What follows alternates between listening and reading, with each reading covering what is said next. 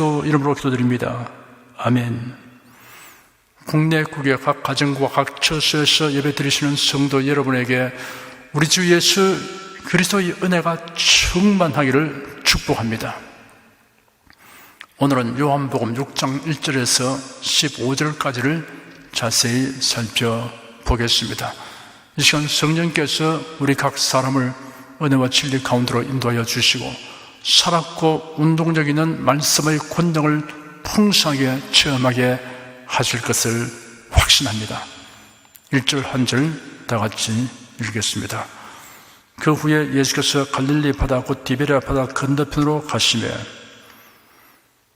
여기에 언급한 그 후에는 예수께서 예루살렘에서 38년 된 병자를 치유하신 때로부터 1년 정도가 지난 후입니다. 그 일은 예수께서 공생의 활동을 시작하신 지 1년이 지난 6월절 기간 중에 있었던 일입니다.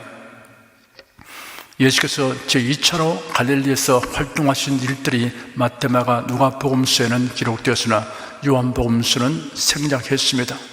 지금 살펴보는 6장은 예수님의 제3차 갈릴리 활동에서 있었던 일입니다. 예수께서 갈릴리 바다 곧 디베랴 바다 건너편으로 가셨다고 하였습니다. 팔레스타인 북쪽에 두 개의 호수가 있었습니다. 디베랴 바다는 그 둘 중에 큰 호수를 일컫는 이름입니다.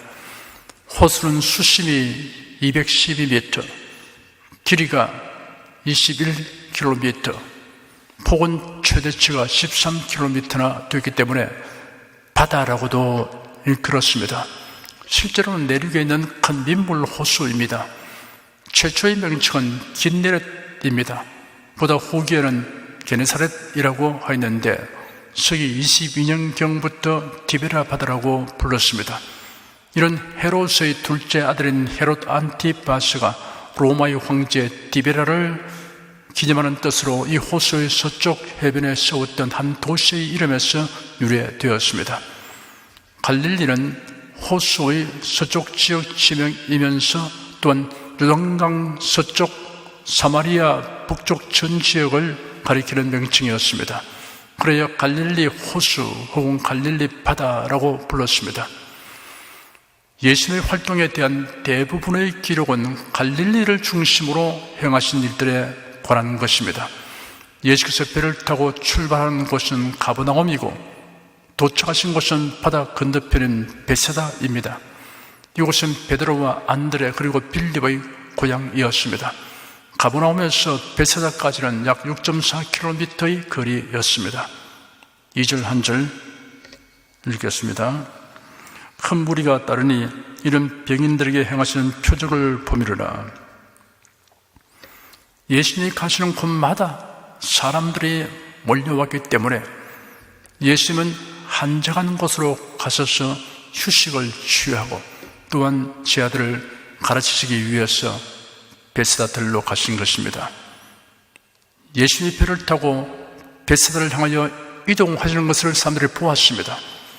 마가복음에는 그들이 떠나가시는 것을 많은 사람들이 보고 어디로 가는지 알고서 모든 고을로부터 나와 도보로 달려가 그들보다 먼저 그곳에 이르렀다고 기록되었습니다.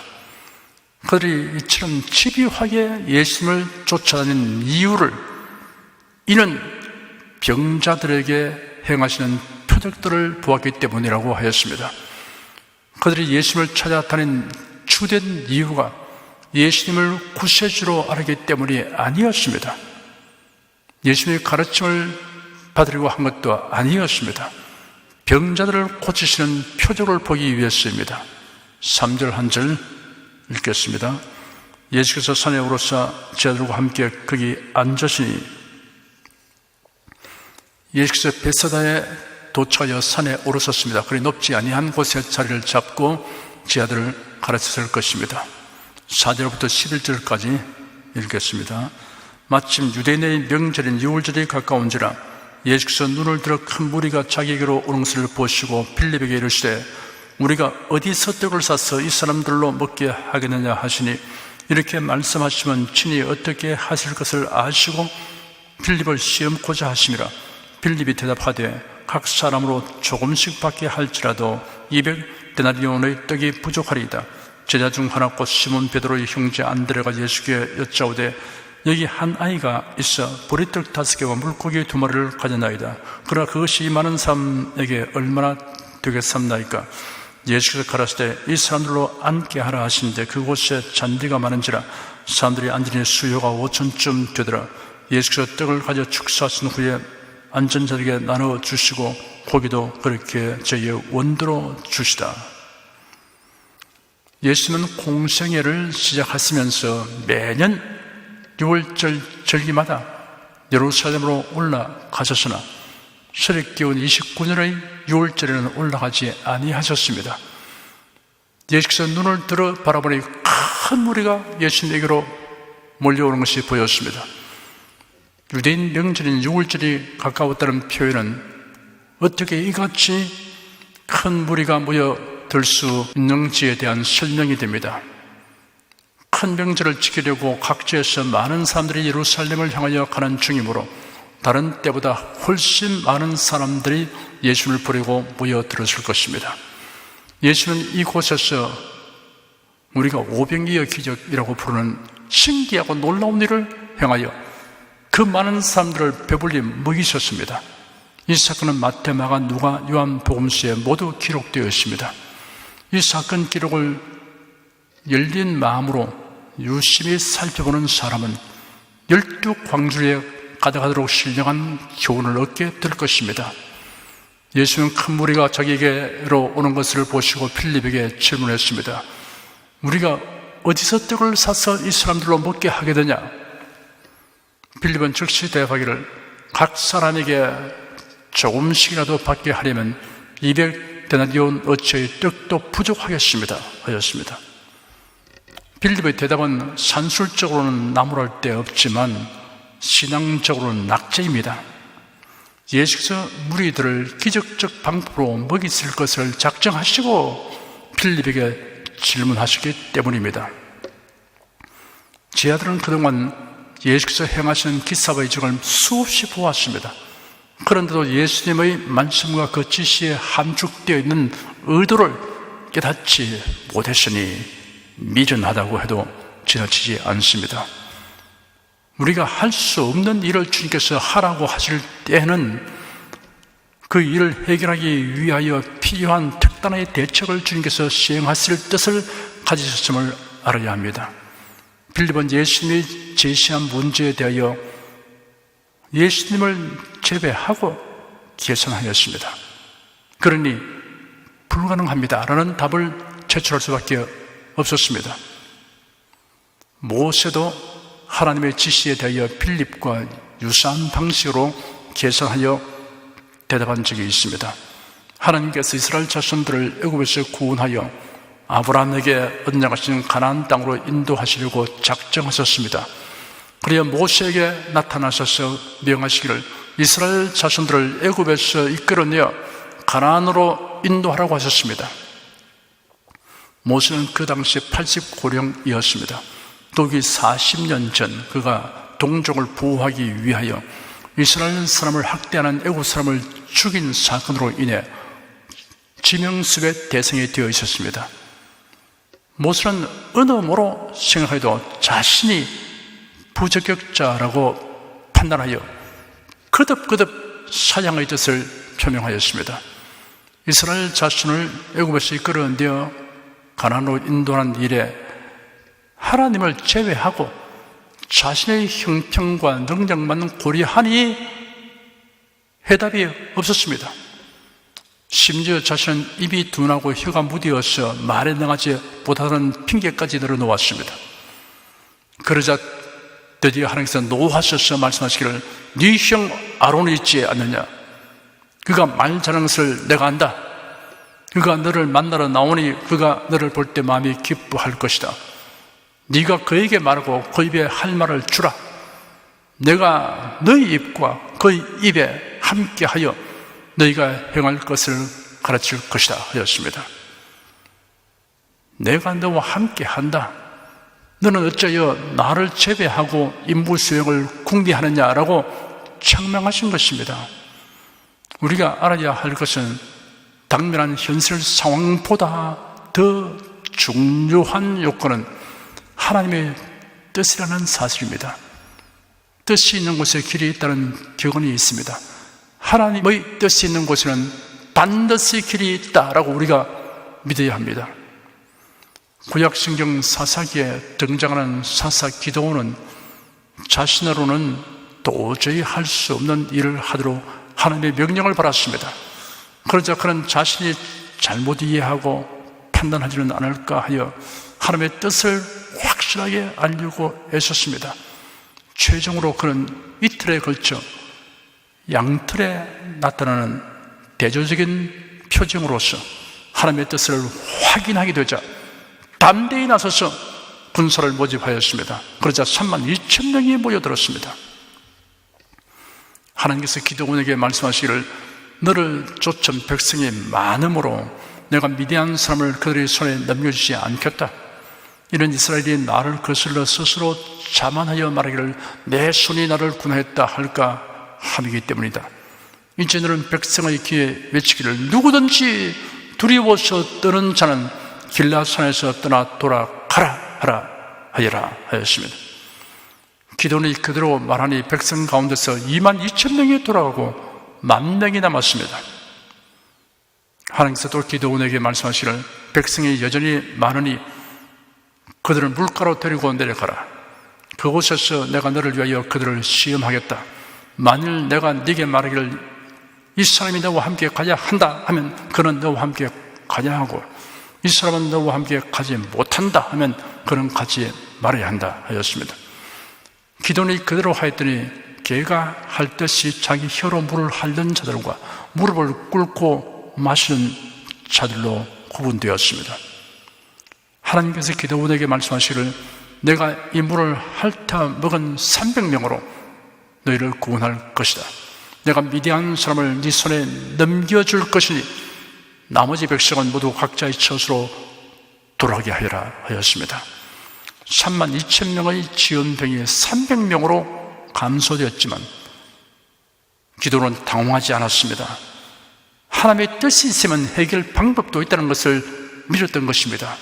과연 그러했습니다. 기드온은 하나님이 지시하신 전술대로 하여 300명의 용사들을 이끌고 셀 수 없을 정도로 많은 적을 격퇴하고 놀라운 승리를 얻었습니다. 다시 본문으로 돌아가 봅시다. 제 아들 중에 안드레가 보리떡 5개와 물고기 2마리를 가지고 예수님에게로 왔습니다. 그런 예수님의 말씀을 듣고 무언가 좋은 일이 일어날 것을 기대했습니다. 우리가 난관에 처했을 때 무언가 좋은 일이 일어날 것을 기대해야 합니다. 막연한 기대가 아니라 주님의 도우심으로 일어날 일을 기대해야 합니다. 여기 한 아이가 있어 보리떡 5개와 물고기 2마리를 가지고 있습니다 라는 안드레의 보고를 받은 예수께서 그것을 내게 가져오라 하셨습니다. 이는 지나친 요구가 아니었습니다. 주님께서 우리에게 무엇을 요구하시는 것은 주님께서 사용하시기 위한 것이 아니라 우리의 결핍을 해결해 주려고 하시는 것입니다. 보리떡 5개와 물고기 2마리를 받아가진 예수께서 제 아들에게 지시하시기를 그들을 대략 50명씩 무리시어 앉게 하여라 하였습니다. 그곳에 풀이 많았으므로 사람들이 앉았는데 여자와 아이 외에 5,000명이나 되었습니다. 무리를 앉게 하라는 예수님의 지시는 사람들이 식사를 하기 위한 자세를 갖추도록 하는 것입니다. 무리들이 먹을 떡도 없는데 떡 먹기 위한 준비부터 하도록 지시했습니다. 제 아들은 예수님의 지시대로 하였습니다. 예수님, 먼저 많은 사람이 먹을 떡을 기적으로 만드십시오. 그런 다음 사람들에게 식사하기 위해 둘러 앉으라고 하는 것이 순서에 맞습니다 라고 주장하지 않았습니다. 그제서야 제 아들은 주님께서 어떤 비상한 일을 하려고 자극하신 것을 깨달았던 것입니다. 하나님께서는 우리에게 주시기 전에 받을 그릇부터 준비하라고 하실 때가 있습니다. 아브라함은 하나님의 약속을 믿고 없는 것을 있는 것 같이 불렀습니다. 이런 믿음이 곧 그렇습니다. 하나님의 말씀에 의하여 생각하고 말하며 믿고 순종하는 이 모두가 그릇입니다. 그릇 준비에 관한 흥미롭고 감동적인 이야기가 있습니다. 엘리사 선지자가 활동하던 때였습니다. 선지자의 제아들의 아내 중 한 여인이 엘리사에게 와서 부르짖으며 말했습니다. 당신의 종인 나의 남편이 죽었습니다. 당신도 잘 아시다시피 당신의 종은 여호와를 경외하는 자였습니다. 그런데 빚쟁이가 와서 저희 두 자식을 자기의 종으로 삼으려 합니다. 엘리사가 그 여인에게 말하기를 내가 당신에게 어떻게 해주면 좋겠소?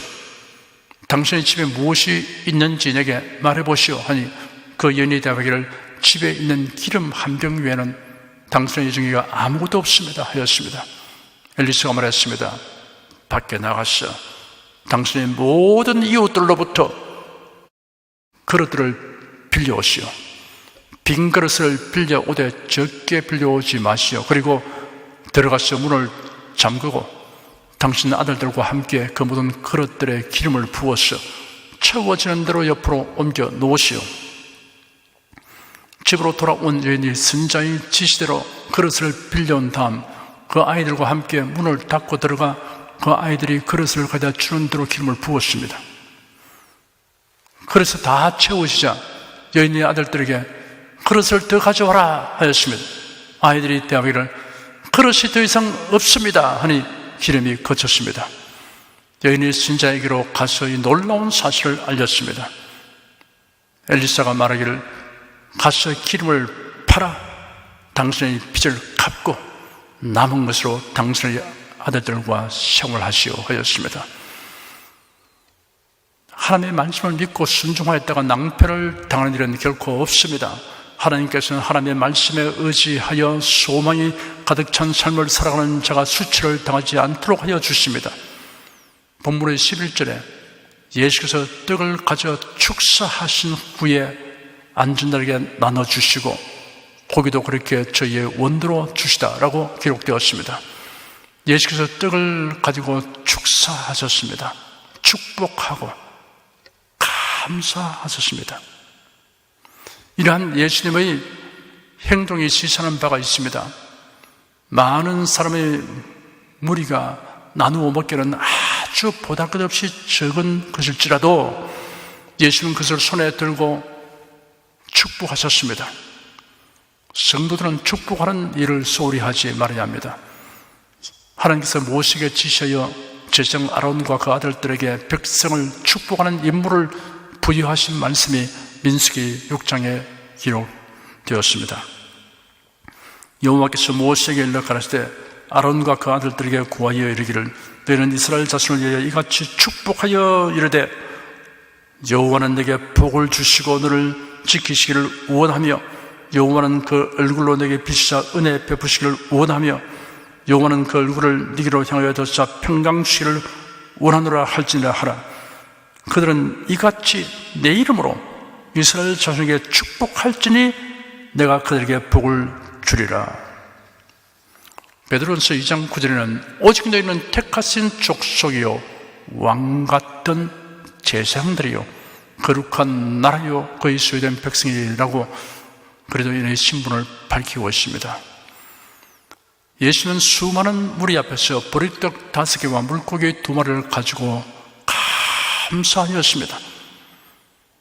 예수님의 이러한 모습은 우리에게 적고 빈약하여도 사소하고 빈면치 못하여도 감사하라는 메시지를 들려줍니다. 예수님은 그를 따르는 무리들의 육신에 필요한 것을 도외시하지 않으셨습니다.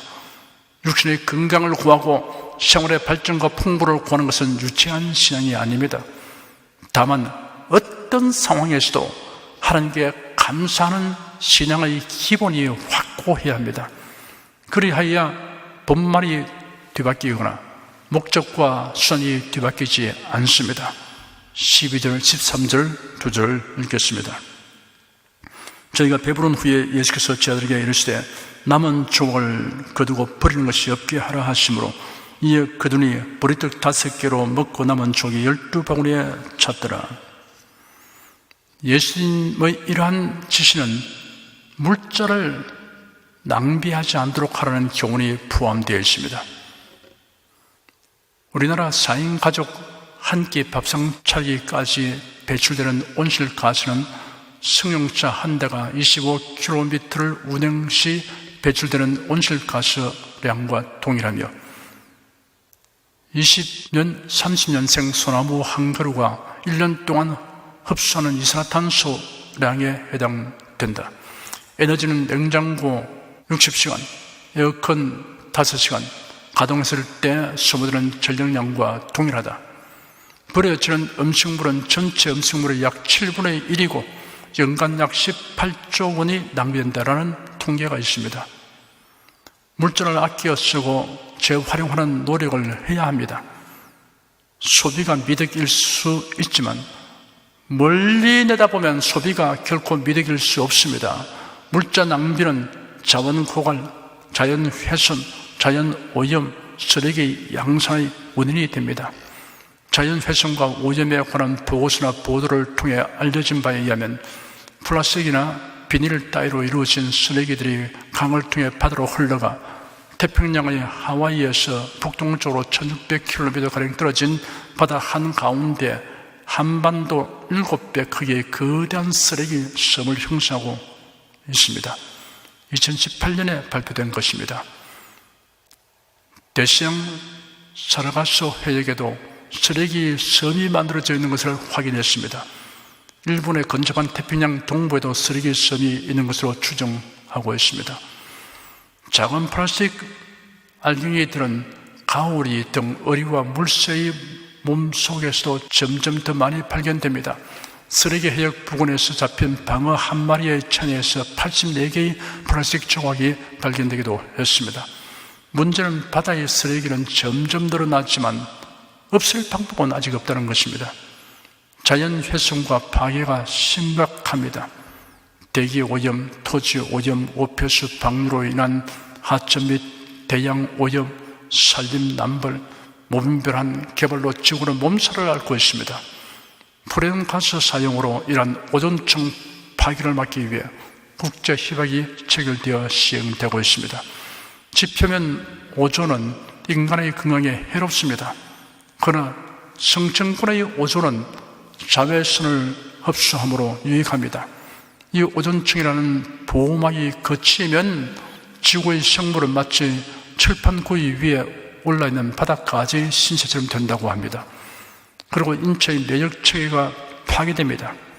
먹이 사슬의 중요한 플랑크톤을 감소시킵니다. 육성 생물의 돌연변이 발생을 일으키고 농산물 수확을 감소시킵니다. 기후변화를 초래합니다. 온실가스인 이산화탄소 배출은 온실 효과로 기온을 상승시켜 지구온난화 현상 및 기상이변을 초래합니다. 기온 상승은 극지방의 빙하를 녹여 해수면을 상승시키므로 섬과 해변이 침수하게 됩니다.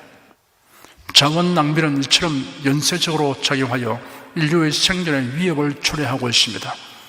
어린이가 보리떡 5개와 물고기 2마리를 헌신하였더니 많은 사람들의 배고픔을 충족시키고도 남은 것을 모으니 12바구니에 가득 찼습니다.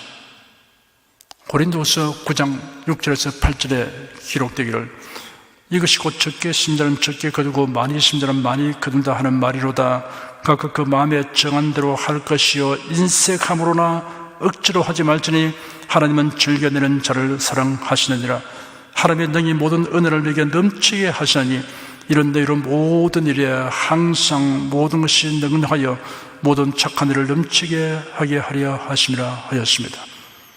예수께서 말씀하시기를 주라 그리하면 너에게 줄 것이니 곧 후이되어 누르고 흔들어 넘치도록 하여 너에게 안겨주리라. 너희의 헤아리는 그 헤아림으로 너희도 헤아림을 도로 바를 것이냐 하였습니다.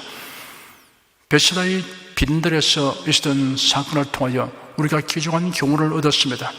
주님의 뜻이 문제 해결의 열쇠인 것과 결핍을 풍요로 바꾸는 헌신의 원리, 축복과 감사의 원리를 배웠습니다. 오병이어와 같은 기이한 일들이 여러분의 삶을 통하여 여러 모양으로 재현되기를 바랍니다. 14절 한 절 읽겠습니다. 그 사람들이 예수의 행하신 이 표적을 보고 말하되 이는 참으로 세상에 오실 그 선지자라 하더라. 군중들은 기적의 떡과 물고기를 먹은 후 이런 표적을 행하신 예수를 참으로 세상에 오실 그 선지자라고 말했습니다. 구약시대 선지자 엘리사는 보리떡 20덩어리와 채소 한 자루로 100명이 배부르게 먹게 하고 남게 한 이적을 행하였습니다. 모세가 기도하니 하나님께서 만나를 내려주어서 온 백성이 광야 생활 40년 동안 양식에 부족함이 없었습니다. 그들은 예수님을 이런 선지자 중의 하나라고 생각할 수 있습니다. 그러나 여기서는 세상에 오실 그 선지자라고 하였습니다. 이런 메시아를 가리키는 말입니다. 유대인들은 메시아가 오실 것을 믿고 있었습니다. 그러므로 예수님이 바로 그 메시아일 것이라고 생각하였습니다. 하지만 그들이 생각하는 메시아는 정치적인 메시아였습니다. 유대인들은 한결같이 로마의 속박에서 벗어나고 다윗 시대의 번영을 회복시켜 줄 메시아를 기다리고 있었습니다. 성경을 읽고 그 뜻을 바르게 이해하지 못하거나 심지어 이단 사설을 말하는 자들은 성경 말씀을 하나님께서 계시한 대로 알려고 하지 않고 자기가 원하는 대로 해석합니다. 자신이 가진 어떤 생각에 집착하면 그 집착의 색안경을 통해 모든 것을 판단하기 때문에 그것이 아니라고 일러주어도 듣지 않습니다. 그 색안경을 벗어버리는 것이 결코 용이하지 않습니다. 누가 강제로 색안경을 벗겨주어도 고디라 되면 도로 그 색안경을 착용하려고 합니다. 망하기로 작정된 사람은 어떻게 해도 저길로 갑니다. 15절 한 절 읽겠습니다. 그러므로 예수께서 저희가 와서 자기를 억지로 잡아 임금 삼으려는 줄을 아시고 다시 혼자 산으로 떠나가시니라. 사람들이 예수님을 붙들어서 자신들이 원하는 일을 행하도록 요청하려고 하는 것을 간파한 예수께서 무리를 떠나 홀로 산으로 가셨습니다. 색안경을 끼고 판단한 대로 자기의 의도를 관찰하는 사람들을 계속 상대할 수 없기 때문에 그들을 가까이 할 수 없었고 거리를 둘 수밖에 없었습니다. 예수께서 제 아들을 제쳐와 배를 타고 건너편으로 먼저 가게 하시고 그동안 무리들을 흩어 보내셨습니다. 그리고는 혼자 기도하러 산으로 올라가셨습니다. 예수는 자신에게 주어진 임무를 완수하기까지 추호도 흔들림이 없으셨습니다. 그 임무란 죄인을 구원하시기 위해 고난받으시고 십자가에 못 박혀 몸죽이고 피 흘려 죽으시는 것입니다. 이러한 주님을 진정으로 생각하는 성도라면 인기나 명성이나 돈의 유혹에 마음이 흔들려 주님을 섬기는 거룩한 직분을 헌신작처럼 버린 일을 하지 않습니다. 복음 진리에서 벗어난 일에 가담하지 않습니다. 기도하겠습니다.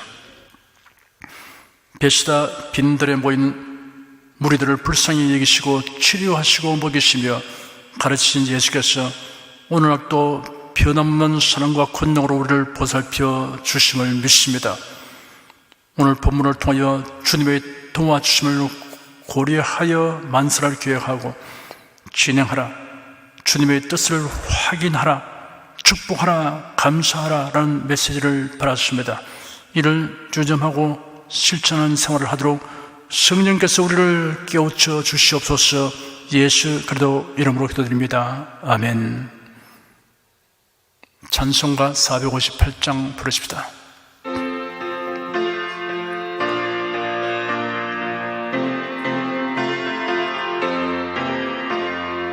주의 친절한 팔에 안기세 우리 마음이 평안하리니 항상 기쁘고 복이 되겠네 영원하신 팔에 안기세 주의 팔에 그 크신 팔에 안기세 주의 팔에 영원하신 팔에 안기세 날이 갈수록 주의 사랑이 두루 광명하게 비치고 천성 가는 길 편히 가리니 영원하신 팔에 안기세 주의 팔에 그 크신 팔에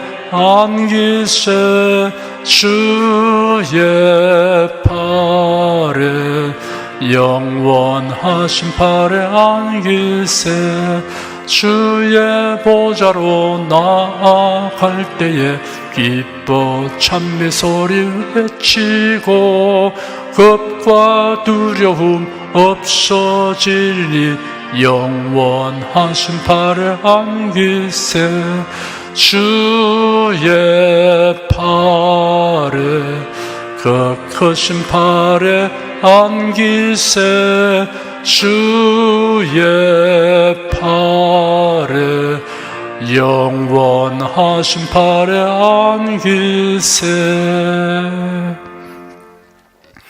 여러분 중에 그리스도인이 아니었으나 지금 하나님 나라 백성이 되고 하나님의 자녀가 되기를 원하시는 분이나 지난날 교회 다녔으나 그동안 신앙생활을 하지 아니하신 분은 지금 저를 따라서 신앙 고백 기도를 하시기 바랍니다. 성도 여러분은 자신의 신앙을 견고하게 하기 위해서 함께 기도하시기 바랍니다. 하나님 아버지, 저를 불러주니 감사합니다. 예수께서 십자가에 못 박혀 죽으시고 죽음에서 부활하심으로 저희 모든 죄를 사하여 주시고 저를 구원해 주니 감사합니다. 예수님은 나의 구세주이시며 하나님이시며 주님이심을 믿고 고백합니다. 하나님을 변함없이 경외하고 사랑하고 의지하며 살겠습니다. 힘써 복음을 전하며 살겠습니다. 예수님 이름으로 기도드립니다. 아멘. 여러분 가슴에 손을 얹으십시오. 우리 기도를 응답하신 하나님을 앙망하시기 바랍니다. 병약한 분들은 나쁜데 믿음의 손을 얹으십시오. 주 성령께서 우리 가운데 임하여 계십니다. 예수님의 사랑과 능력과 대속의 은혜로서 우리를 치료하여 주십니다. 성령의 나타남과 능력으로 표적과 기사를 베풀어 주십니다. 나는 너희를 치료하는 여호와임이라 예수께서 가르치시며 천국 복음을 전파하시며 모든 병과 모든 약한 것을 고치시니라. 너희 중에 병든 자가 있느냐 위하여 기도할지니라. 믿음의 기도는 병든 자를 구원하리니 주께서 스스로를 일으키시리라. 병 낫기를 위하여 서로 기도하라. 이러한 성경 말씀에 의하여 우리가 하나님께 신주를 간구하오니 응답하여 주시옵소서. 너희가 어찌 뭐라면 구하지 않기 때문이라고 말씀하셨으므로 기도하는 담력과 즐거움을 주시니 감사합니다. 믿는 자들에게 이런 표적이 따르리니 병든 자에게 손을 얹으면 나으리라 하신 약속을 조차 지금 연약하고 병든 곳에 손을 얹고 간구하는 모든 성도들에게 하나님의 권능이 임하여 낫게 하여 주시옵소서. 병들어 고통하는 친족과 교우들을 위하여 기도하오니 불쌍히 여기시고 치료하여 주시옵소서. 모든 병과 모든 약한 것을 고치신 예수님께 간구합니다. 상한 몸, 병든 몸을 고쳐주시옵소서. 뇌, 구강, 혀, 척수, 갑상선, 림파선, 뼈, 골수, 인대, 관절, 디스크, 근육, 신경, 혈액, 혈관, 피부를 고쳐주시옵소서. 시각기관, 청각기관, 심장, 호흡기, 소화기, 비뇨기의 기능이 완전하게 하여 주시옵소서. 예수 그리스도의 이름으로 명한다. 병만은 물러가라. 통증과 염증은 날지어다. 암과 중량은 소멸을 될지어다. 각종 장애는 치유될지어다. 예수 그리스도의 이름으로 명하노라. 지금 낫게 될지어다. 순식간에 나을지어다. 모든 병과 모든 약함은 치유될지어다. 병약의식은 제거되고 건강의식으로 충만하게 될지어다. 신조의 능력이 몸과 마음에 계속 머물러 있게 하여 주시옵소서. 몸과 마음이 마치 위안간에서 나온 송아지처럼 독수리가 날개치며 올라간같이 활기차게 하여 주시옵소서. 생활에 다가오는 풍파는 고요하고 잠잠하게 하여 주시옵소서. 모든 일에 항상 모든 것이 능력하여 드리고 베푸는 일을 풍성하게 행하도록 하여 주시옵소서. 슬픈 일을 당한 성도들에게 주님께서 손 내밀어 붙들어 주시고 주님의 음성을 들려 주시옵소서. 슬픔보다 더 큰 위로가 임하여 속히 극복하게 하여 주시옵소서. 가정이 평안하고 가족이 모두 독실한 신앙을 가지게 하여 주시옵소서. 탁월한 지혜와 명철을 주셔서 모든 일을 바르게 분별하고 판단하며 선택할 수 있게 하여 주시옵소서. 어제나 오늘이나 동일하신 예수께서 지금도 우리를 용서하시고 치료하시며 위로하여 주시니 감사합니다. 예수 그리스도의 이름으로 기도드립니다. 아멘.